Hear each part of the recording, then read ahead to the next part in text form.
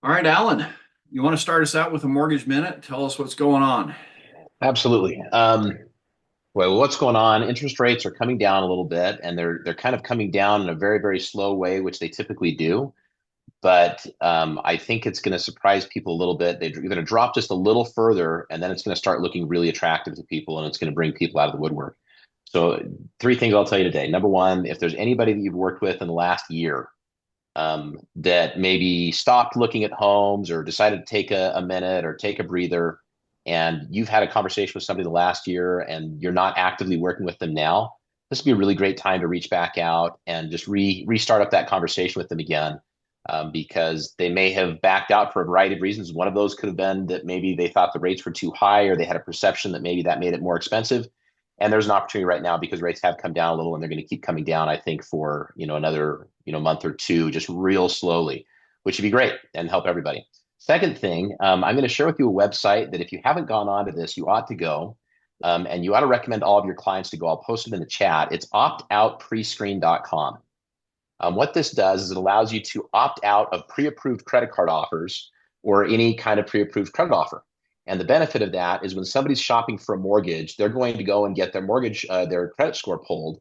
And what that's going to do is trigger an enormous amount of unwanted marketing because people buy what are called trigger leads in the lending world. So that when you pull your credit, another lender could actually go buy that person's information and then they start marketing them. And they'll market them in really sneaky ways. They'll market and be like, hey, I'm calling about the mortgage you just applied for. And then what they're going to try and do is get in the middle of that transaction early on. And I've seen this happen. We warn all of our clients. They'll try and kind of peel them off on the loan and on the real estate side because it's just a lead for them and they want to get it into their queue. So if you have somebody who is looking at all, I would add in optoutprescreen.com to your list. I'm going to put that on the chat right now. And the follow up to that is the do not call registry. The do not call registry is what allows you to opt out of telemarketing calls.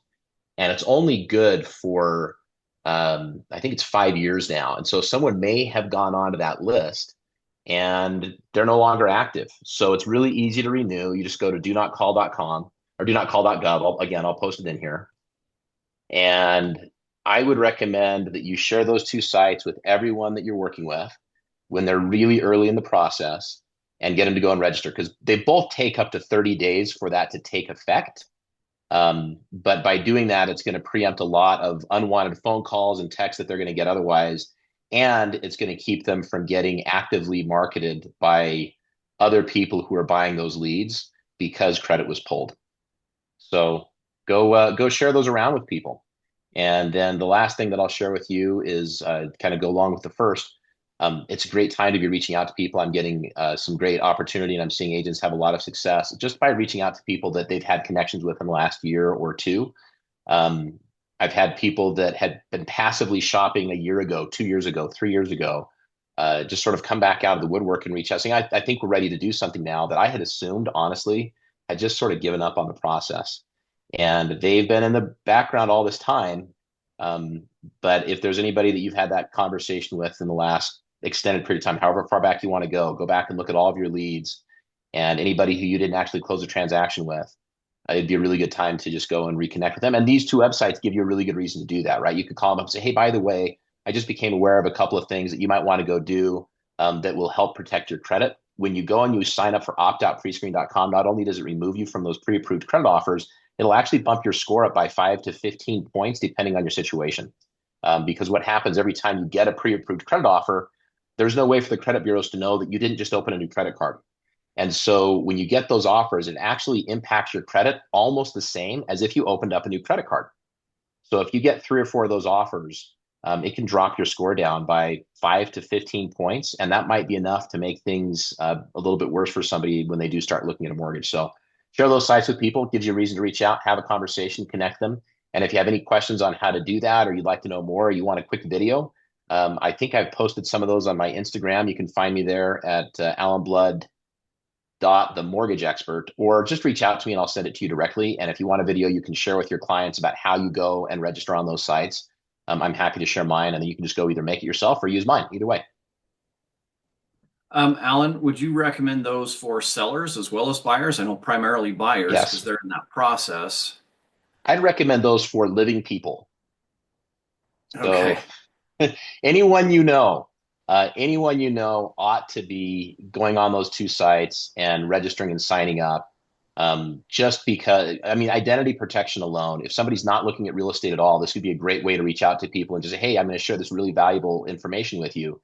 If they're in their home and they're not moving and they get pre-approved credit card offers in the mail, which will happen, and they're not at home during the day, and maybe they don't have a locking mailbox, well, they now have a credit card offer sitting in their mailbox that potentially could turn into a credit card. And so I would not want those coming into my mailbox. They probably don't either. And people don't realize that that might be what's going on behind the scenes. So I think everybody, it's just a message you could share with literally anybody in your sphere, opt out pre-screen and do not call.gov. I'm not sure Because if my Jessica's hand thought, is up for you or me. yeah, I'll get to Jessica in a second. My thought was for our task plans. So, we have a task plan that we put in place for all the buyers and all the sellers, is that should be something that we automatically do for all of them. So I I'm would, gonna, and I can go opt somebody out. You need your social security number, your date of birth, and your address. But there's things you have to do on the do not call that require you have your cell phone in your hand. So if you're meeting with somebody, I mean, it literally takes 3 minutes to do. And that optoutprescreen.com, just as a note, when you do that, if you go check it out yourself, go opt out yourself. But you're going to have an option of either opting in or opting opt in. Like that's not going to help you opt out. And then you'll have an option of opting out electronically for 5 years or opting out by mail for 10. If you opt out by mail, you have to print this thing off and mail it in, which let's be honest, nobody, well, I'm certainly not going to do, and most people probably won't either. So just go do the opt out for 5 years, and that will kind of cure the problem in the immediate. And then, you just kind of have to set a reminder. It gives you a reason to talk to somebody every 5 years. Hey, time to go opt out again. How you doing? all right, Jessica, you had a question? Yeah, I just wanted to verify with him one thing that a lender had told me, or maybe it was someone from my brokerage. But um, so when our buyers are going to get pre-approved for these loans, we obviously tell them to shop around and find a lender, Mm-hmm. that works with them, or to maybe check with a couple of lenders. So they have a 30-day window, right, to do that without it dinging their credit, like to shop around for as many lenders as they want. Yeah, if I can take another minute, especially since this is a new agent call, this might be really useful to know. There's two ways that I can pull credit for somebody. I can pull what's called a soft credit pull, or I can pull a hard credit pull. There's a movement in the mortgage industry to use soft pulls because it eliminates these trigger leads. The problem with that is if I do a soft pull for a client, great, there's no trigger leads that happen, but I get an estimated credit score. And when I go in to actually do their loan, now I've got to do a hard pull. And if their score has changed, in some cases, I'm working with a client right now where if their score was literally 1 point higher, it would save them about $40 a month for 1 point. So we're working with them to get her score up by 1 point before they go under contract. In fact, Jake, I think this is your client. But 1 point makes a difference for them. So if we can get them 1 point, it's $500 a year. We're going to save them by doing that. So again, people want to do the soft pull, but the downside with that is you do a soft pull, I get a pre-approval, then they get under contract, and then I pull the credit. And if they've done anything on their credit, and in this particular client's case, what she's going to do to improve her score by that 1 point is she has to charge $10 on a credit card, as dumb as that is. So if she goes and buys a tank of gas, her score is going to go up and we rescore her credit. But if I had a soft pull on her and then she goes under contract and I do the hard pull, well, I don't know what that's going to be. And so I might have pre-approved somebody and then I do the hard pull and the credit score is different. Or maybe they've done something to their credit or something happened and they no longer qualify. And I've seen people have that happen. So I always prefer to encourage people to just do the hard credit pull when you're going to look for a mortgage. That's number one. Number two, to specifically answer your question, Jessica, so it's a 45-day window during which time you can pull your credit literally an unlimited number of times with a mortgage lender. You can do the same thing, by the way, for a car loan. And all those inquiries would show up as separate inquiries, but they only impact your score one time. And the impact on your score is 2 to 3 points for 90 days.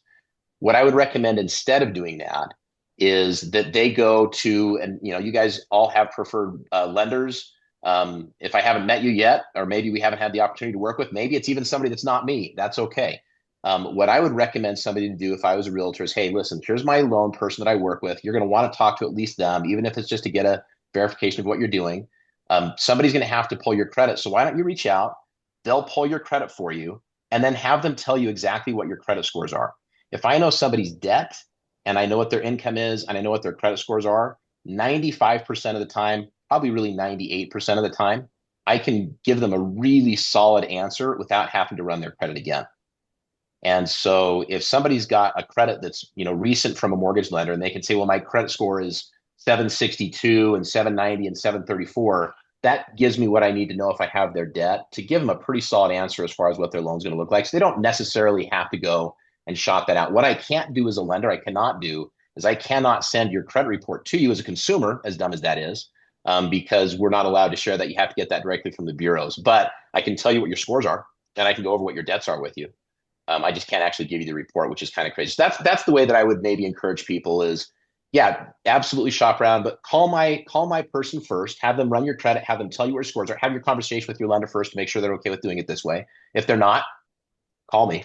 But they should be, and say, let's do this first, and then take that information and go call anybody you want, and then you only have to have your score run one time, and it's easier, and isn't that great? And then you have less people with your social security number. So that's the way that I would maybe suggest approaching it. But yeah, they could apply for an unlimited number of times within a 45-day window. The next question that comes up on credit is how long that's good for. Credit is good for 120 days to close, 90 days under contract. So if I pull a credit report for somebody today, as long as they're under contract and I'm submitted to underwriting in the next 3 months, I can use that credit report as long as they close within 4 months. If it goes longer than that, well, then I've got to refresh the credit score and I've got to pull an updated refresh report. So then that might change. So that's the reason why you encourage people, once you're pre-approved, don't do anything with your credit, don't charge money, don't change stuff. Because like back to Jake's client's example, with them, literally a $10 difference in a credit card is going to change the outcome if we can't fix it. Eric, you had a question or a comment? Yeah, just a couple clarifying things on this. So there's 3 different types of credit, and a lot of people don't know this. We should know this, but there's your revolving credit. Okay, and so that's like credit cards and stuff like that. Then there's my installment loans, like a car loan. That's a different type of credit. And then there's your mortgage loans.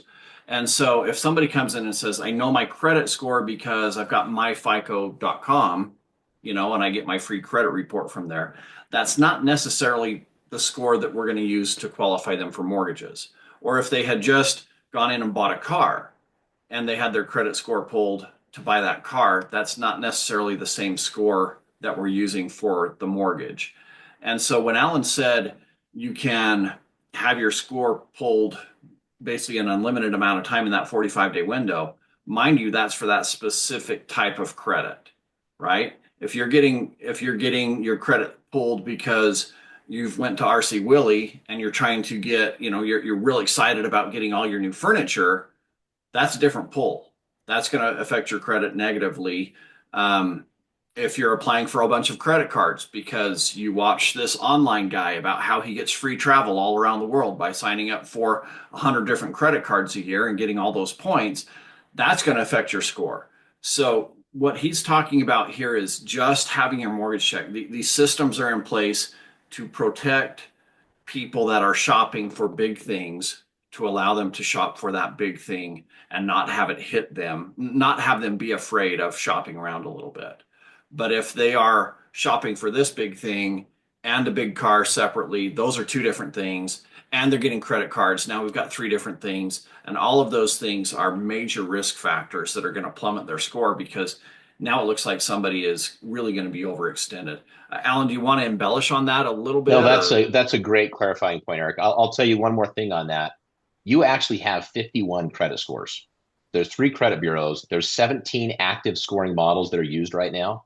So when someone says, well, my credit score is X, okay, if they're a first-time home buyer, they haven't had a mortgage history, they don't have an installment history, their consumer score, which is the one that we can find out kind of readily either from the bureaus or from, signing up with Discover, whoever it may be, that consumer score can be very, very different than the mortgage score. And so you don't want to use that. It's kind of like the equivalent of getting a Zestimate, right? The consumer score that you get is basically the mortgage equivalent of a Zestimate. And it's just as valuable, right? In some cases, it could be good. In other cases, it could be terrible. And there's no way on the planet you're going to know until you talk to somebody who knows what they're doing. So I would go. Let me ask you a question on this. Is there enough interest in this? Do you guys want to do our next meeting that I host on maybe credit for realtors and the things you need to understand? And would that be beneficial for you? I'm kind of a credit nerd. So I think it's interesting, but is that just a me thing? Let's do that. I'm seeing Kelly nod her head. Let's do that, and let's Okay, combine it with back end points because most realtors don't perfect. understand that as well. And I think that Great. would be good for people to know how lenders work, not just the difference in credit scores, but the difference in how different lenders give out interest rates. That's okay. I'll put that on the schedule. So that'll be the second week in Tuesday. I'll put some stuff together on that. The last thing I'll say, and then I'll stop talking for my 20-minute mortgage minute. Um, I think that there's been in the past, I've seen a lot of real estate agents go, "Oh, I don't want to know about the financing side because I'm a realtor." I think that uh, the more educated you can be on what title is doing, on what insurance is doing, on what your lender is doing, on what your home inspector is doing, not that you need to be the home inspector or you need to be the mortgage lender, but if you can understand these concepts of those different pieces of the puzzle, it increases your value as an agent exponentially. And your ability to connect with people, become the key point, become the contact person for their questions, become a referral source, become a really well-rounded agent who's going to get a lot of business and referrals.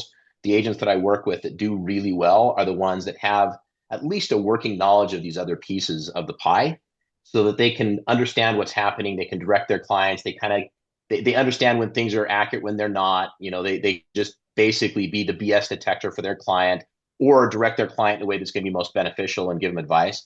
I think that understanding that basic stuff would be really valuable. So I would, again, if I'm not your lender, let's talk. If you want to work with a different lender, cool, talk to them, talk to your title person, talk to your home inspector, just ask them, hey, what are the 10 things about what you do I really need to understand better so I can be a better realtor? And I'll bet they can give you some significant, really, really useful information that would improve your value and quality as an agent.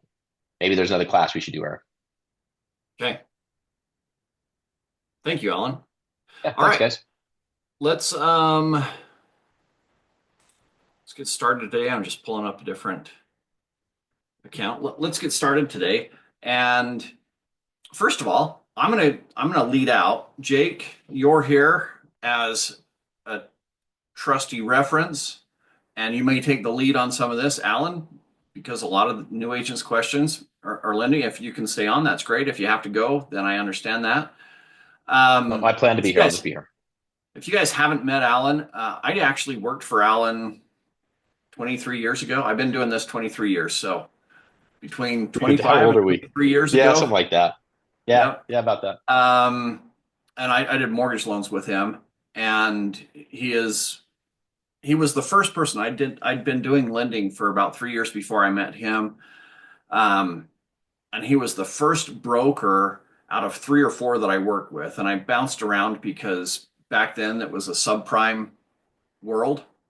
And we actually had a couple of offices where fraud went through and stuff like that. And so they closed offices. Like it was a little bit of crazy times. The fraud was never associated with me. I happened to actually come in and take the desk of the guy who had allowed the fraud to go through. And anyways, it was a different world back then. So when I joined Allen, it was the first time ever out of like three or four different lenders I had worked for where I understood that there were back end points that lenders make money on the back end. So here I am, a lender, and for 4 years I've been selling loans where my company was making uh, inordinate amounts of money off of the rates that they were telling me to sell.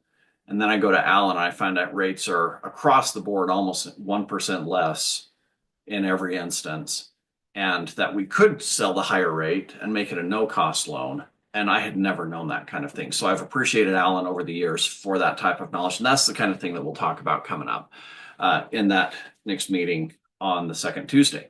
All right, so the purpose of today's class is to go through, let you know about all of the resources that are available for you as an equity agent. If you have questions on how things are done, Jake fields a lot of the technical questions, how to do stuff, and I filled a lot of the legal questions. So Jake, do you mind if I take the lead on this, or did you have something prepared? I did not have something prepared, but if there are specific questions, I can jump in. Okay, so the first place I'm going to take you and share my screen is Elevate. Now, you should all be familiar with Elevate. If you do not know your login to Elevate, then contact Jake and he will get it to you. Do it right now during this meeting because Jake can multitask like nobody I've ever met. Okay. So text Jake. If you don't know Jake's number, then the first thing I want to show you on Elevate is the Launchpad. The Launchpad is something that we ask every agent to do in their first 30 days with us. So if you have not done this yet, this needs to be on your homework, and it takes maybe 2 hours tops to go through all of it. But right down here, we've got contact information, and I don't know why we don't have a phone number for you, Jake. Did we not want to give that out? I don't know why it's not on there either. If we can update it, let's add it. I just put it in the Okay. group chat though, if anybody needs it. Okay, so it's there in the group chat for you. Jake, do you want to say it since we are recording this as well? Yep, it's 801-920-5375. Okay. So you've got my contact information, you've got Jake's contact information. It's all right there, and it's at the bottom of every page. So one of the reasons we want you to go through this is because it gives you an overview, kind of everything that we're going to cover here. From some of the very most basic stuff, like make sure you've got a professional voicemail greeting and make sure you've got a nice email signature. I always chuckle a little bit when I get the email from a new agent and it's Hot Mama 69 or something, or Hot Barbie. It was really fun in high school, right? And it made people laugh in high school and whatever. Maybe it helped you pick up guys, but now you're a professional and you're sending this out with every offer that comes through or in all of your client interactions, and it doesn't really shout professional any longer. These are simple reminders. Hey, let's clean this up, right? How to create an email signature using some of the tools that we provide you in the marketing section. You know, having a professional voicemail greeting set up. Some basic stuff that still agents that have been around for a long time don't do very well. And then we've got your Elevate profile, where we want all of your personal information. Get a professional headshot. So that's what this is up here. Everybody should have their picture in their Elevate profile. If you don't, then it means that there are some disconnects. Like if you haven't done these things down here, like check your taxes tab for accuracy. If you're sitting there thinking, hey, I haven't gotten my tax info yet, it's probably because this wasn't done. Even though we sent email after email after email saying, hey, everybody, make sure you get this done. Maybe it wasn't done, right? Making sure commissions tab is correct. And having your license information. One of the reasons this is important is because we provide a lot of other things for you. We provide you with websites, and a lot of the information that you put in up here autofills into your website. Okay. So if you're thinking, oh, that's dumb, that's just for me, who else sees it? It does tie into other things that we do. So having those things done is important. How do I order signs and banners? It's all right here. How do I order business cards? It's all right here. Introduction to the Equity Marketing Center. That's where some of the tools are that we're going to show you today. And then making sure that you've done some basic content posting for your social media accounts. And again, we show you how to do that in case you're older. I'll just put it that way. if you don't know how to use your social media accounts, this will walk you through how to do that. Or you can call Jake, which was what I do because I'm older. I'm officially in that category, and I have to email Jake and say, hey, Jake, what's my password to LinkedIn? Because he uses it more than I do. All right, on the next page, we've got foundational contract examples, basics of the purchase contract, earnest money, the buyer broker agreement, exclusive right to sell. I will say this, guys. We've got so many different trainings that if you happen to run into something as you go through these and you're like, hey, I don't think that's the most current version, please let me know. Because as I'm looking at it right now, I'm questioning, did we ever update the exclusive right to sell or the exclusive buyer broker agreement when those changed and updated in here? So if you ever run into anything, I'm going to make a note for myself.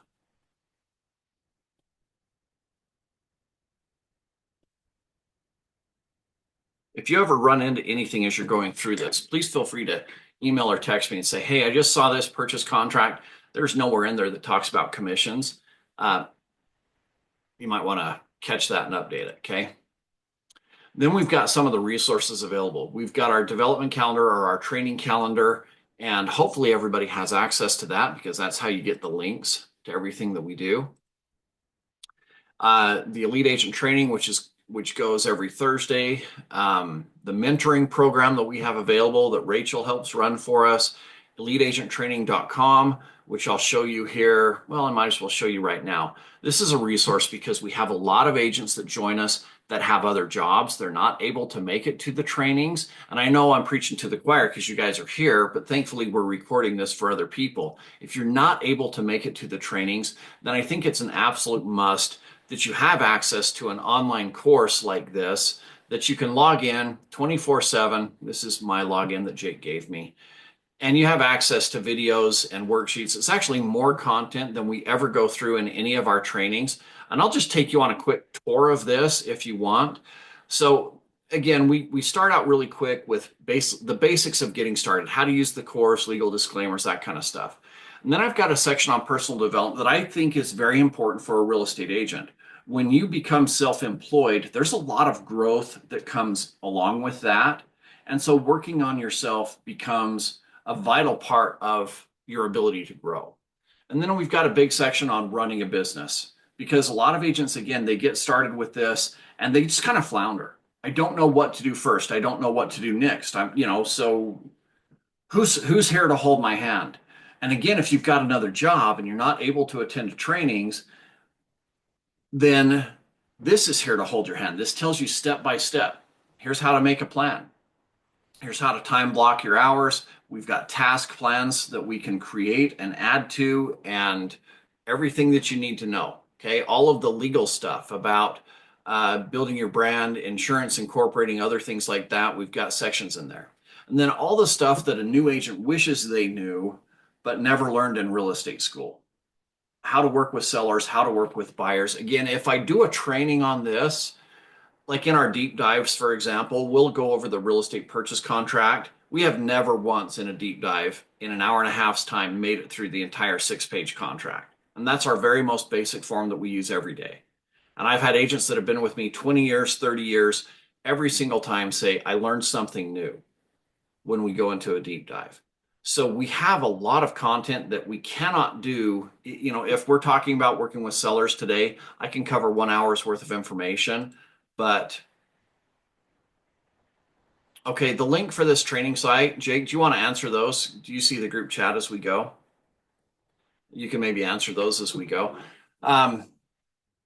Anyways, the reason why we have these here is because even if you were a new agent or even an experienced agent, there are a lot of agents that haven't had a lot of training in their careers. They'll join us from a company that didn't offer a lot of training. The company I started with offered almost no training.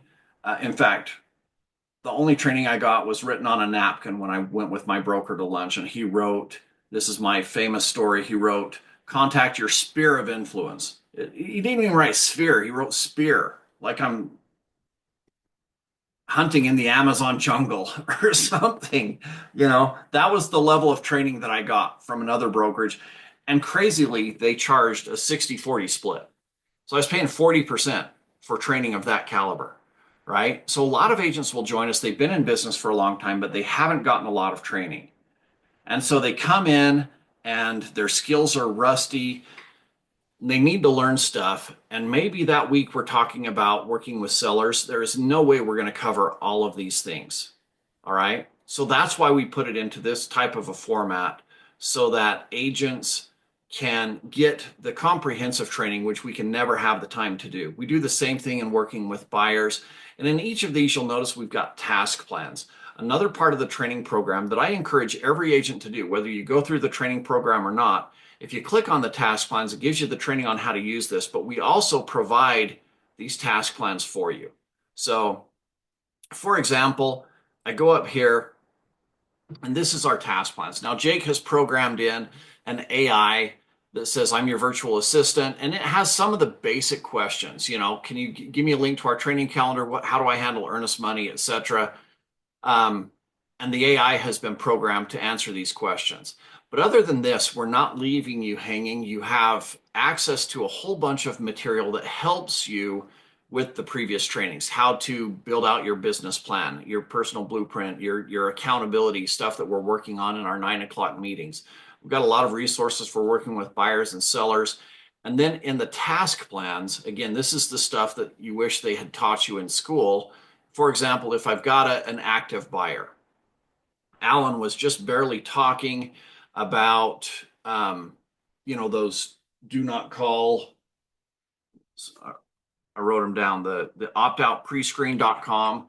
This is where I'm going to go and program that in there, right? I've got an active buyer. They should know this stuff right up front. So I've got send a welcome email. When I open this, I've actually got the welcome email all typed out. All I have to do is copy and paste and go in and make sure that I've put in my information in place, right? So all of this stuff is done for you. Send a home buyer guide.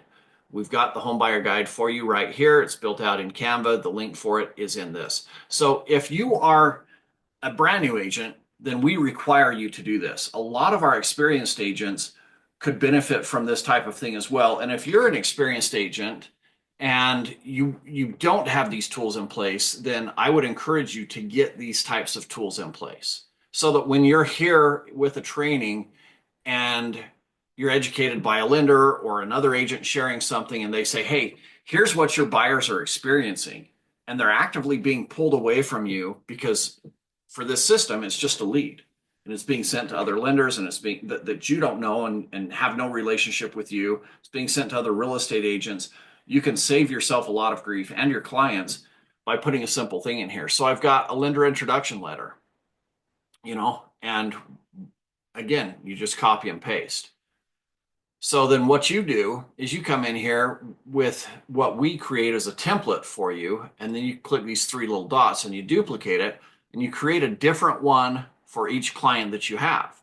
That way, for each client, and I'm going to go back and show you when they go under contract, how this is helpful to me. So when a buyer goes under contract, we've got a separate task plan that we apply for that buyer. So I open up the task plans for each different client of mine, and I check things off, right? Now, the reason this is important is when I go to turn my file into equity at the end of the day, I'm filling out the wire instruction form. On the wire instruction form, it asks me for all the details of the contract, selling price, concessions, all of these types of things, right?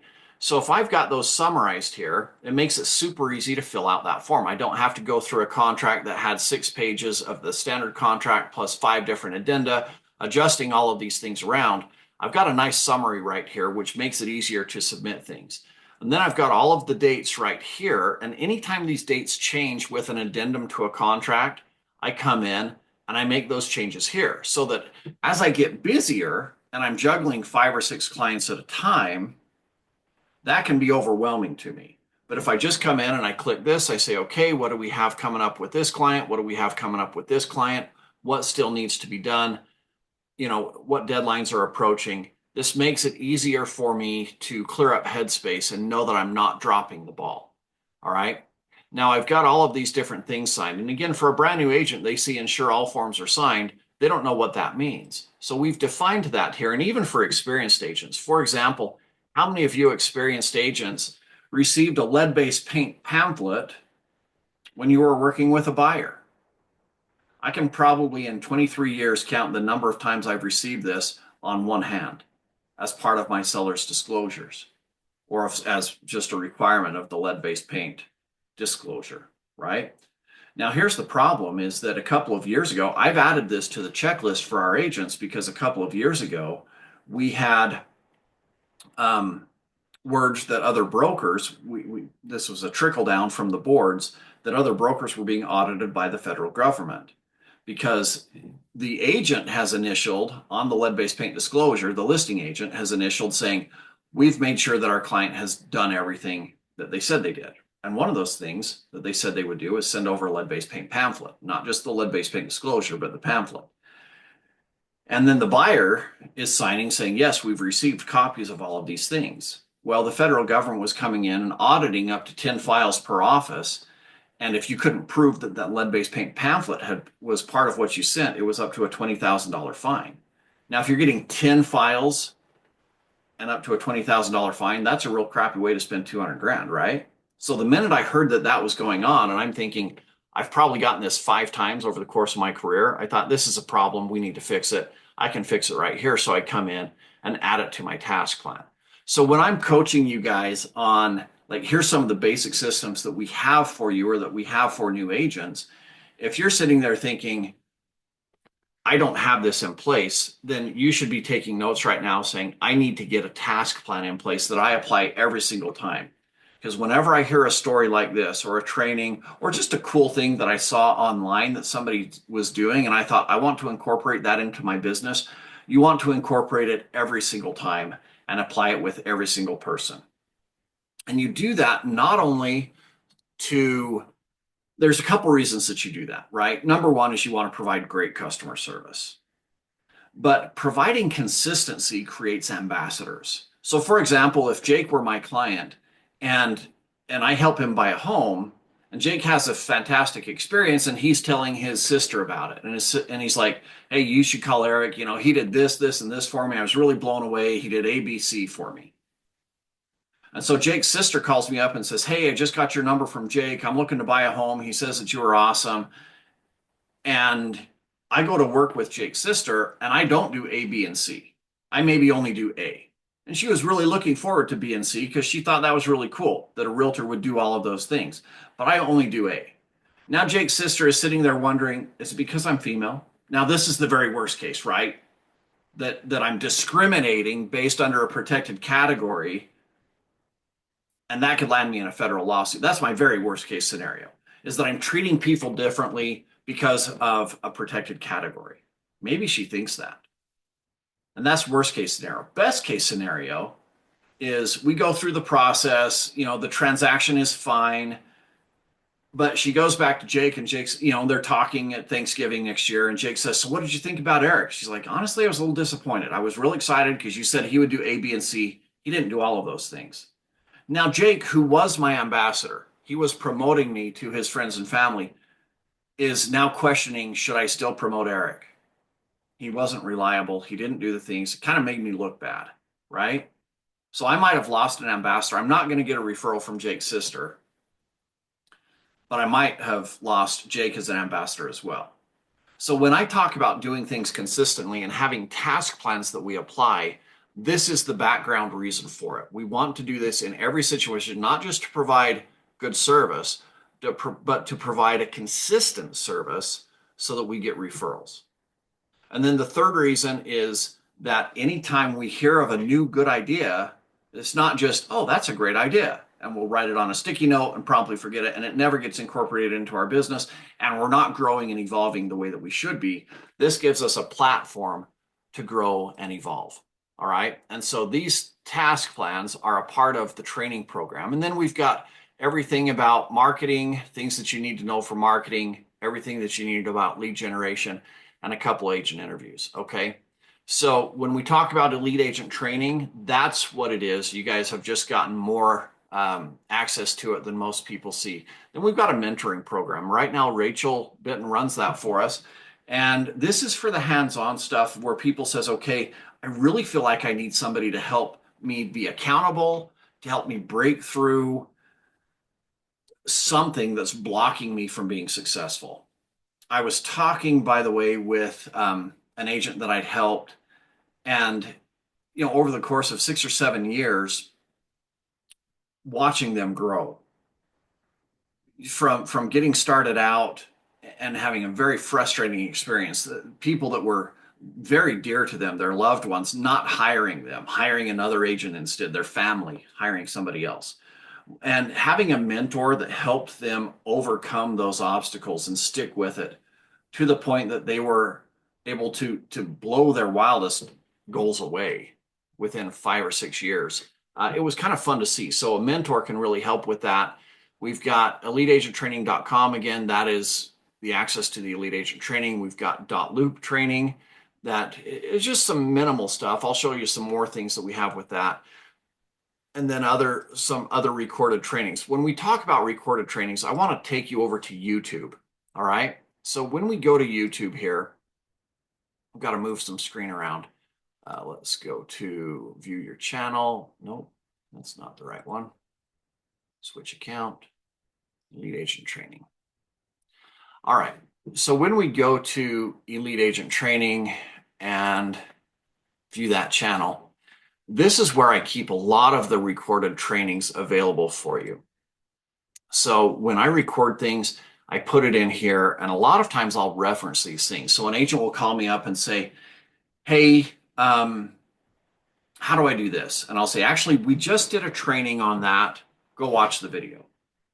Because I can't give one-on-one training with the scale that we operate at. In order for equity to work, we have to have systems in place, right? If you want one-on-one training, that's where you go and you pay a 50-50 split to somebody or a 60-40 split. You should be getting one-on-one training with a split like that.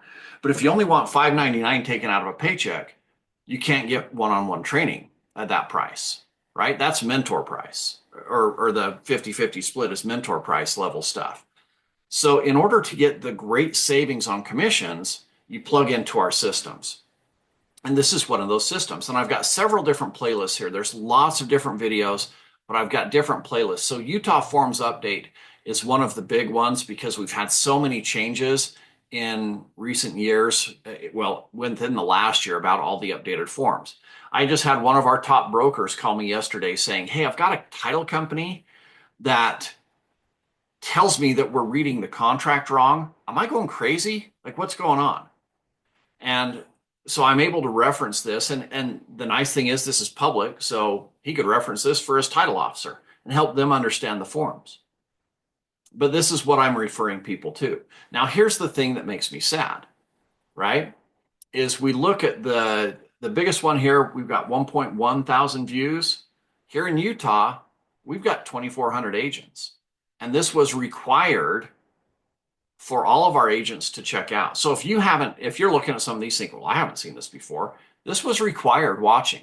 When the forms changes came through, it was required. So everybody should be familiar with this. But if you're not, now you know where to find it. It's just YouTube, go to Elite Agent Training, and you've got access to the different playlists. All right. So we jump back to Elevate. There's some recorded trainings there. We've got some basic business building ideas, some additional business practices, wholesaling. Since we just incorporated Randall Wall's office, a lot of his agents are investors. This talks about the proper way to do that. There is a wrong way to do it. And a lot of complaints go to the Division of Real Estate regarding wholesaling. We want to make sure you're doing it right. Okay. Property management, if you're interested in that, we've got all of that here.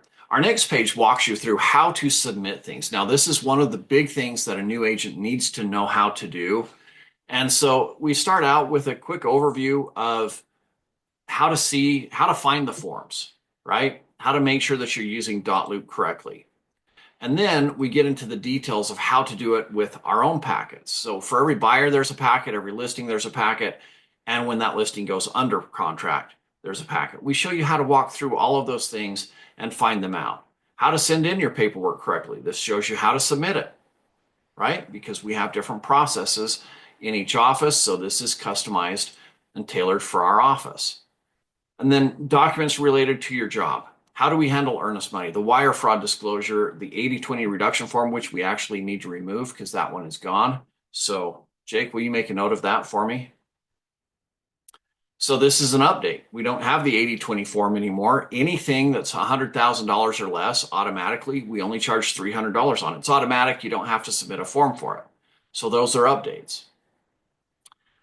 Next, how to handle failed contracts and rejected offers, how to handle earnest money. So basically, there's a really good, and again, all of these videos are anywhere from a few seconds long to a few minutes long. But they are very simple, and you could go through all of them in just a couple of hours. And so if an agent got that basic understanding of, at least they didn't have to have it all memorized, but knowing where they could find those resources, that would probably, Jake, how many calls do you think we would not get if agents had that basic understanding of the Launchpad? Probably 5 to 10 a week. Okay, so that's significant for us, right? And the nice thing is it's all explained to you and shown in a video, whereas we're trying to explain something over the phone, it's always a little bit more complicated. Now, other things that you have access to on here is you have access to, again, if we go to live trainings, if you don't know, this is where our training calendar is. And it shows you how to add this to your own calendar down here at the bottom. So everybody waking up this morning shouldn't wonder what's going on for training today. You should have this calendar saved to your own calendar, and it overlaps. So when I go to my calendar, for example, I show up here, I click on it. I didn't have to add any of this stuff in. Jake added it all in. I just click on it and it's there. It's automatic. It's part of my calendar. So this is one of the training spaces that I have and with Google Calendars, this isn't a Google Calendar, but with Google, it does the same thing, right? So you'll have that. Sorry, that's not what you need to see. You'll have that calendar saved over your own calendar. And then if you wanted more details, for example, they just started a Buffini training on Monday, yesterday. If you wanted more details on the mentoring program, we've got details on all of these things that are in here for you. So there's a lot of access to stuff there. Some of the things that I don't think get utilized a lot is the marketing tab. A lot of agents want to create some customized stuff for themselves. That's fantastic.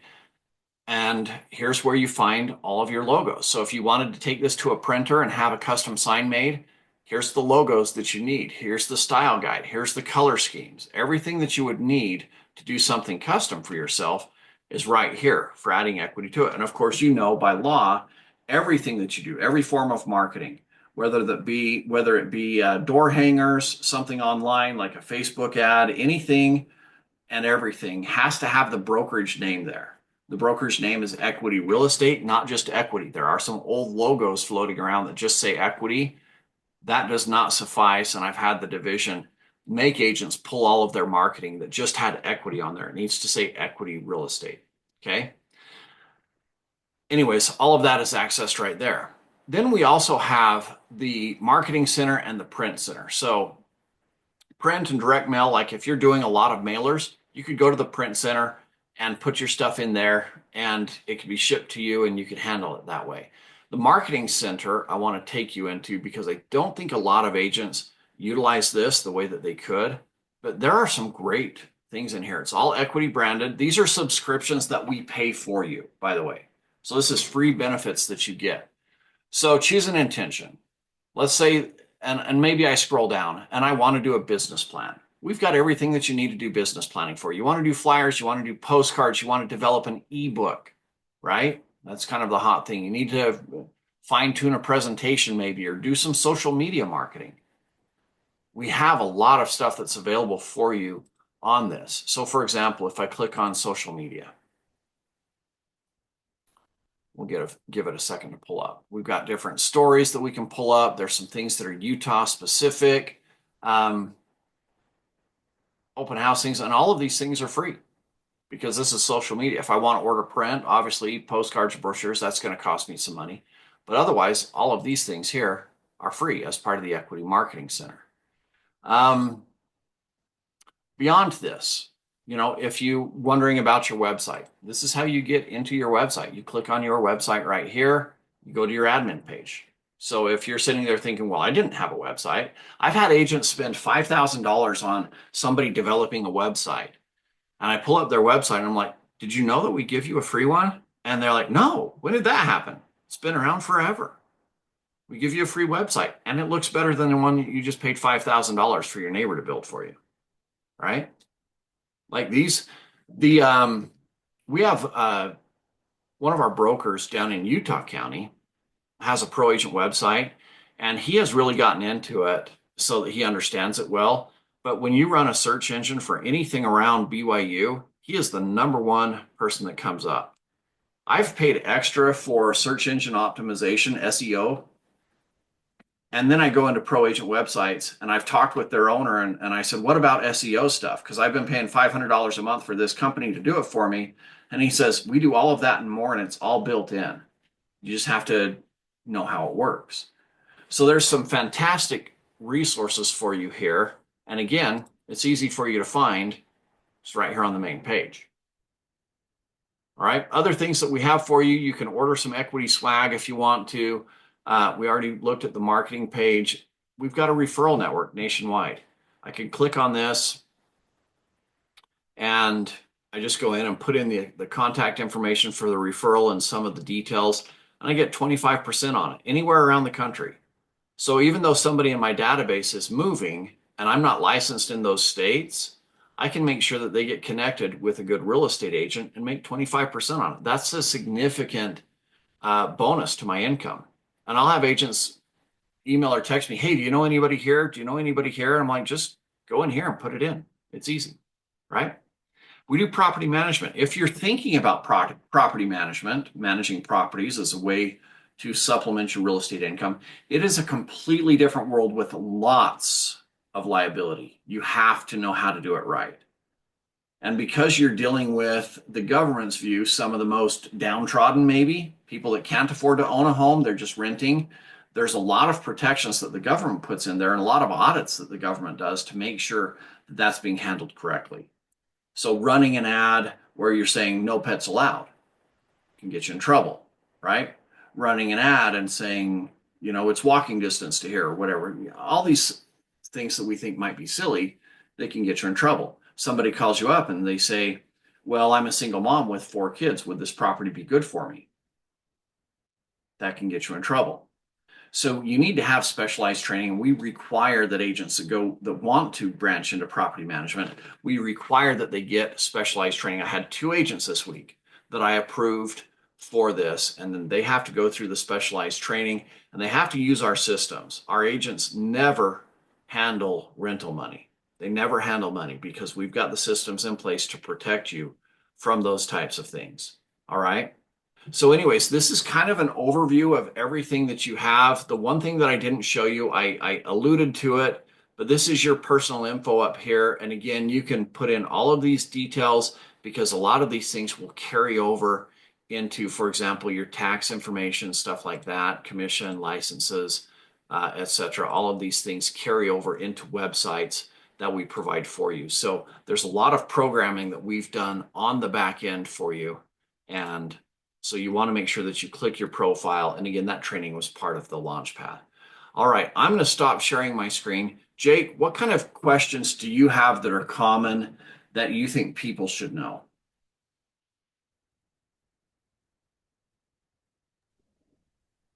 I'd say the next most common behind what you've covered. So the number one thing is how do I log into Elevate? Where do I find that? How do I get on the training calendar? And how do I start the Launchpad? Those are the 3 I get the most from brand new agents, and you've covered all of that. The next is going through dotloop. So how they pull in the templates from dotloop, what they do when they get a new transaction, and then I usually just walk them through that checklist. And then the other thing that always comes up is how do I submit it?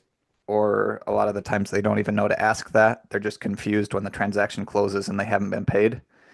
So as far as, yeah, going into dotloop, getting all the paperwork lined up just the way we have it, and we walk through all that in the Launchpad, and then making sure it's submitted on time to our payroll team so they get the commission check, same day or next day. But Cool. yeah, that's most of it. So I think we nailed that. All right. Does anybody have questions that they would like to ask? You can ask it of me, Jake, or Alan. Alan, thank you for sticking with us this whole time. I do have a question, Eric. You mentioned Yes. the lead paint, the booklet. How that also need to be signed by the buyer? Or we I'm sorry, just the what? the booklet for lead paint. I don't The lead, understand. the lead, it's not called booklet, it's called a pamphlet. Pamphlet. Yeah, The lead pamphlet. paint booklet. Yeah, Oh, the yeah, lead paint? No, it yeah. doesn't need to be signed. That one does not need to be signed, but we can share that within dotloop so that we have proof that it was sent out. Okay, okay. The other question is, do we always have to have like a transaction coordinator involved in a transaction? I'm working with a seller. They do have a coordinator. Do we have to? We do not have to. Jake does transaction coordination for our office, and so he can help with that if you need the help. But everything that he's going to do is the stuff that we just showed you where to find how to do it. So he's going to be making sure that your file is clean, that it's got everything in there, that it's organized the way that it needs to be in .loop. And if you went through that Launchpad, it has all of those details in it for you. So Okay. you can do it yourself, but some agents, for various reasons, either they're new and intimidated by it, maybe they're experienced and they're extremely busy, and so they'll have a transaction coordinator. From every end of the spectrum, sometimes people choose to have a transaction coordinator, but you can do it all yourself. Okay, so when we submit all the files we have in .loop, I saw there is a people like admin. I just need to send to admin, or I have to go to Equity, go to the website. There's somewhere to upload all the form. Yes, so it's all done through .loop, and again, that is done through. Let me share the screen here. Mhm. So it's going to take me a second to log in. Oh.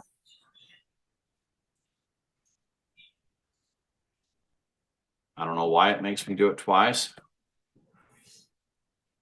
It does.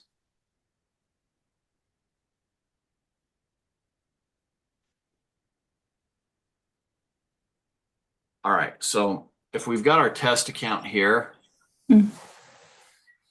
then when we're done, everything should be organized in order in our Mhm. folder, right?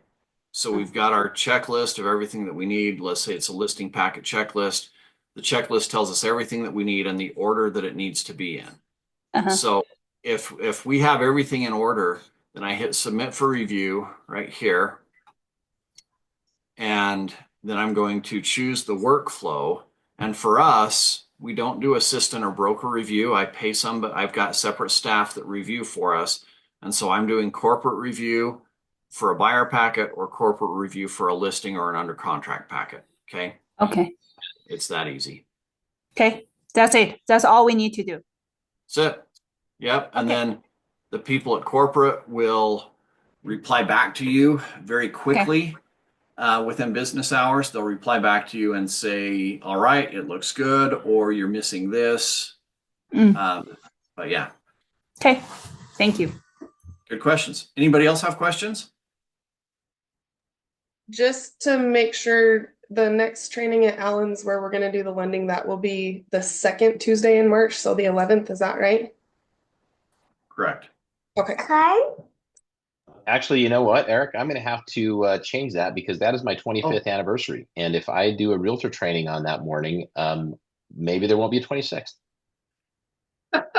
So why don't we find either we could do it next week or we could do the third week. If we can bump that around, that would be very useful for me. Okay, Jake, what do we have scheduled for next? Well, I'll let Jake look at the schedule. Yeah, and let we'll me arrange know, that and then make Jake, sure we that can figure it everybody's out. notified. I just Perfect. realized that date. And I thought that would be bad. Will not I'm be glad that. you caught that, Alan. Thank you. Yeah. Look, I knew the date. That's good, right?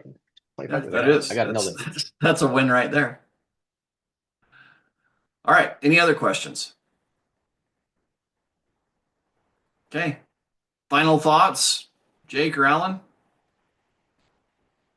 I'll tell you, and Eric, I was just saying this when this started. I've been doing mortgage lending for 29 years, and I have sat in a lot of real estate training, and I've gotten to learn a lot of stuff. I have learned more from the training you've done than anything else that I've ever done.